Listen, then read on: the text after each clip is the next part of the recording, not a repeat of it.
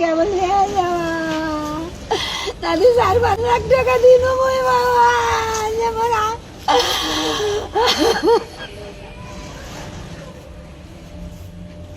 আমি জানি যেদিনে টাকা দেয় সেদিনে 5,000 করে টাকা দিয়ে আসো বাবা। সেদিকে রেডি করছে আম্মু 80 টাকা এবার ঢাকার থেকে গেলেছে আমার চা শ্বশুর এসে সাঁটাশাসি করলে কয় দুজন গাছ বাঁধতে বাই করে দেবো। তোমরা কি পাচ্ছেন আম্মু আরো 5,000 টাকা দিয়ে দেবে কোনো মা ওঠে গালে আম্মু কি করো কোনো মোর বাচ্চাই আমি জামানো দেখো আর কি করে আম্মু মুখ হচ্ছে তারপরে চা শ্বশুরে এসে গালাগালি করে এগুলো রেডি মুখ করলো বাবু কাকে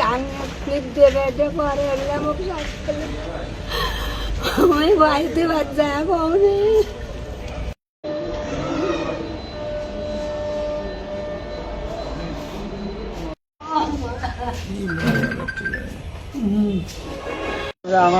আমরা বিবাহ দিলে বান্ধব সেই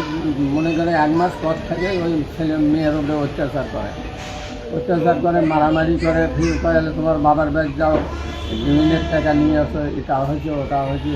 তা আমরা অনেক টাকাও দিচ্ছি তারাও আবারও ফিরে ওই টাকা পায় এই তার জন্য বাপের কাছেও জানাচ্ছি এবং তার কোনো জানাচ্ছি সেটাও জানানো হয়েছে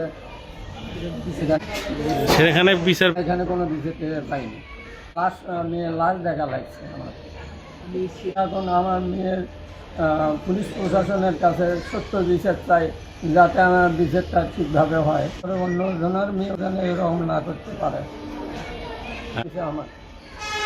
এখন আমি পুলিশ প্রশাসনের কাছে বিচার চাই আমার ঠিক সঠিক বিচার দেওয়া লাগবে।